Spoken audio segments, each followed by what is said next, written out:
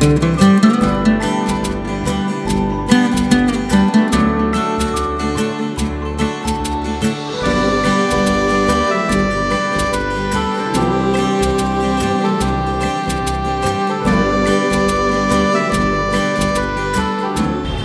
সদৌ কলিতা ছাত্ৰ সন্থাই মণিৰাম দেৱানৰ পবিত্ৰ স্মৃতিত এই বঁটা প্ৰদান অনুষ্ঠান এটা ৰাখিছোঁ।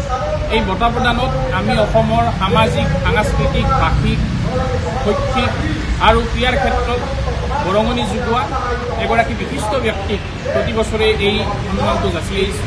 এই সন্মানত নগদ 50,000 টকাৰ লগতে বঁটাটো আৰু লগতে আপোনাৰ শৰাই, চেলিং চাদৰ, প্ৰমাণপত্ৰ ইত্যাদি থাকিব। এইবাৰৰ কাৰণে 2025 বৰ্ষৰ বাবে অসমৰ জনগোষ্ঠীয় ভাষা সাহিত্যৰ নীৰৱ সাধক, ৰাভা ভাষা আৰু অসমীয়া ভাষাৰ এগৰাকী গৱেষক, গুৱাহাটী বিশ্ববিদ্যালয়ৰ অসমীয়া বিভাগৰ প্ৰাক্তন মুৰব্বী আৰু জ্যেষ্ঠ অধ্যাপক ডক্টৰ উপেন ৰাভা হাকাচাম ছাৰক এইবাৰ এই বঁটাটো দিয়া হৈছে। ইয়াৰ লগতে আমি আজি এই পুণ্যতিথি উপলক্ষে আমাৰ জনগোষ্ঠীৰ অৰণ্য ব্যক্তিসকলকো সম্বৰ্ধনাৰ এটা ব্যৱস্থা